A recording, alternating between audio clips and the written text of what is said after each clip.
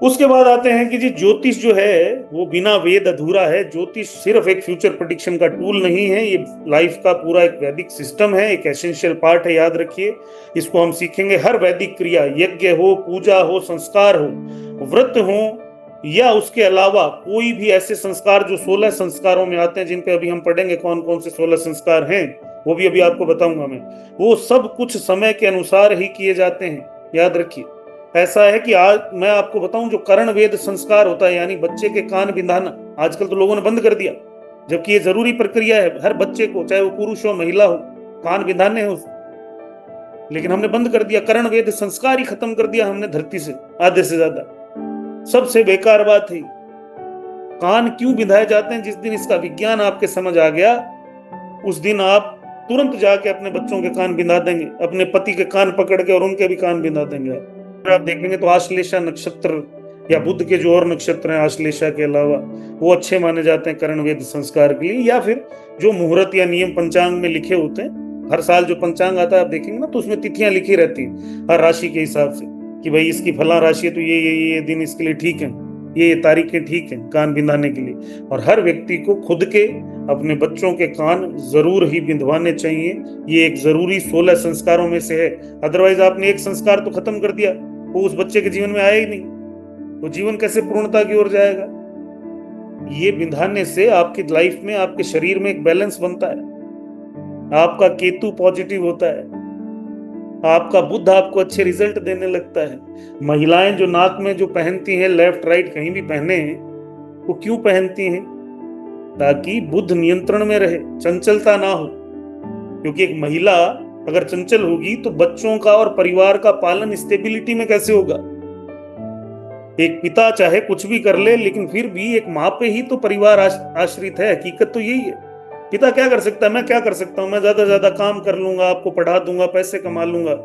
परिवार को संभालना वो मेरे बस की बात नहीं हो सकती, है ना। पुरुष उसमें थोड़ा पीछे हैं, इसीलिए तो महिलाएं पूर्ण हैं। और वो मेरे को एक बड़ी अच्छी बात इस पे याद आ गई, ओशो की। कभी कभी मैं उनको सुना करता हूँ या पहले सुनता था। उन्होंने बड़ी अच्छी बात कही कि महिलाओं और पुरुषों के बनते वक्त सिर्फ एक गुणसूत्र का फर्क रहता है ना। ठीक। और उस एक गुणसूत्र की वजह से पुरुष जीवन भर के लिए अस्थिर हो जाते हैं और महिलाएं जीवन भर स्थिरता में होती हैं, स्टेबल माइंड होता है उनका, और इसीलिए वो निर्णय अच्छे लेती हैं, पालन पोषण अच्छा कर पाती हैं। एक बड़ी अच्छी बात है। और सही समय का ज्ञान सिर्फ ज्योतिष से ही मिलता है, इसलिए वेदों ने ज्योतिष को वेदों की या ज्योतिष की या भगवान की, ईश्वर की आंखें कहा है। रियल लाइफ और वेदों का जो ज्योतिष कनेक्शन है वो क्या है? तो आप देखेंगे कि मैंने किसी की कुंडली देखी, कुंडली देखने के बाद मुझे लगा कि इसको महामृत्युंजय पूजा करवानी चाहिए या जाप करवाने चाहिए, तो मैं उसको बताता हूँ कि ये पूजा करवाइए, ये पाठ करवाइए। तो वेदों का और ज्योतिष का कनेक्शन आपको क्लियरली दिखेगा, है ना। जैसे मान लीजिए आप में से किसी कुंडली मेरे पास आई होगी, मैंने उसको कोई पूजा पाठ बताया होगा कि आप फला मंदिर में इतने दिन के लिए जाइए, तो वेदों से ही कहीं ना कहीं प्रभावित है कि भाई इस ईश्वर की आराधना करने से आपको ये फल मिलेगा, या इस देवता की आराधना करने से रिजल्ट मिलेगा। उसी तरह नक्षत्रों और योग का विचार भी ज्योतिष से ही किया जाता है, जिससे आपके जीवन की सारी प्रक्रियाएं निर्धारित होती हैं। जैसे आप सबके हिसाब से अभी शनि गोचर कर रहे हैं मीन राशि में। जो भी आप में से ज्योतिष जानते हैं वो ये समझते हैं कि शनि कहाँ गोचर कर रहे हैं? मीन राशि। लेकिन मेरे हिसाब से वो मीन राशि में नहीं गोचर कर रहे। मेरे हिसाब से वो पूर्वा भाद्रपद के चौथे चरण में गोचर कर रहे हैं, यानी वो अभी प्रभावी हुए ही नहीं है। वो प्रभावी होंगे जब वो उत्तरा भाद्रपद के पहले चरण में प्रवेश करेंगे, है ना। तो अभी तो उनकी कॉम्बिनेशन ही वो नहीं बनी। तो मीन राशि करते रहिए, झुनझुना हिलाते रहिए, वो रिजल्ट कहां से देंगे भाई? रिजल्ट तो तब देंगे ना जब वो आएंगे उस पोजीशन में, है ना। तो चीजों को समझना चाहिए। शनि नीच राशि में है जी। अरे नीच राशि में किस नक्षत्र में है ना? शनि केतु के नक्षत्र में है कि शनि सूर्य के नक्षत्र में है कि शुक्र के नक्षत्र में है? अगर शनि नीच राशि में शुक्र के नक्षत्र में, मुझे एक आदमी दिखा दीजिए जो गरीब हो। हाँ, जीवन में कष्ट हो सकते हैं, कुछ ना कुछ समस्याएं वैवाहिक जीवन में, पर्सनल जीवन में, पर मुझे दिखाइए आप, है ना। तो ज्योतिष को थोड़ा सा उस लेवल पे हम अब समझेंगे, है ना, जो जहां पे ज्योतिष एक्चुअल काम करती है। ठीक है। और ये मेरी बात किसी को बुरी तो नहीं लग रही, मैं ऐसा बोल रहा हूं तो, है ना। अगर ऐसा लगे नो सर, नो सर। मैं तो ऐसे ही बोलूंगा, है ना। अब हम ये देख लेते हैं कि भाई ये 16 संस्कार कौन कौन से हैं।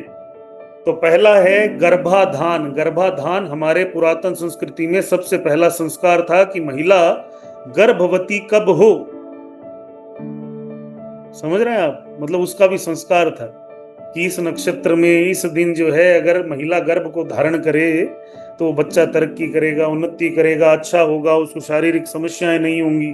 कितना शानदार विज्ञान था, सोचिए हम भूल गए उसको। दूसरा संस्कार होता है पुंसवन, यानी गर्भाधान के बाद में जो चीज होती है, क्या होती है, कभी आपने सुना है गोद भराई जैसी चीजें होती हैं कि गर्भ को नजर ना लगे, है ना, या सब लोगों से आशीर्वाद में। फिर होता है सीमंतोनयन, ये क्या होता है ये भी आप बताएंगे। जातकर्म, है ना। फिर नामकरण होता, तो नामकरण से पहले ये दोनों चीजें आई, और गर्भ की जो गर्भाधान के बाद में जो पूजा हो गई, फिर उसके बाद में सीमंतोनयन हुआ, फिर उसके बाद में जातकर्म हुए। यानी ये बच्चे के जन्म से संबंधित तो होगा जातकर्म, तो कहीं ना कहीं जातकर्म, जातक, जातक कौन है, नेटिव, नेटिव कौन है, व्यक्ति खुद। फिर चौथा पांचवा नामकरण, फिर निष्क्रमण, फिर अन्नप्राशन, है ना, कि जब भोजन कराया जाए, फिर मुंडन करवाया जाए उस बच्चे का। और इस तरह से कर्ण वेद, विद्यारंभ, उपनयन, वेद आरंभ, वेद आरंभ यानी पढ़ाई स्कूल में डालना, केशांत यानी केश बाल उतरवाना, समावर्तन, और फिर विवाह, और आखिरी अंत्येष्टि, है ना। तो ये सारे आप लिखें और डिटेल में बताएं, और ये प्रक्रियाएं किन किन हैं, कब कब होती हैं, ये सारी चीजें भी आप जो है प्रिपेयर करेंगे। फिर तीसरा अगर आप देखें तो फेस्टिवल टाइमिंग्स, अगर आप देखें तो होली दिवाली हमेशा फिक्स आती है, कभी चेंज नहीं होती। दिवाली आएगी अमावस्या पे, फिक्स है। होली कब आती है, अमावस्या या पूर्णिमा? बहुत बढ़िया, बहुत ही बढ़िया, यानी पड़वा यानी कृष्ण पक्ष की पहली तिथि को रंग खेला जाता है। तो दिवाली हमेशा कार्तिक महीने में, काती में ही आती है, आपको पता है ना, और उससे 2 दिन पहले धनतेरस आती है।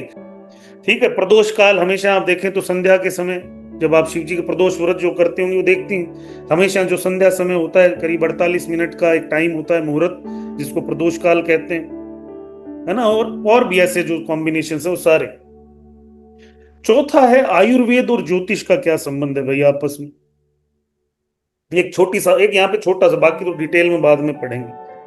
कभी भी किसी की कुंडली में जब मंगल खराब होता है तो मैं बहुत बार उन्हें कहता हूं कि आप खैर एक पौधा होता है, खैर क्या, कौन सा पौधा है, पान पे कत्था लगाते हैं, आपने देखा होगा, उस कत्थे का जो पौधा होता है उसको खैर बोलते हैं। तो मैं बहुत बार बोलता हूँ खैर की जड़ जो है आप किसी कपड़े में आपने देखा होगा कई लोग होते हैं वो लाल धागे, लाल कपड़े में कुछ ऐसे ताबीज सा सिल के पहनते हैं, सफेद कपड़े, उसके अंदर वो जड़ें ही होती हैं। ये भी एक तरीके के आयुर्वेदिक उपाय हैं जो ज्योतिष से जुड़े हुए।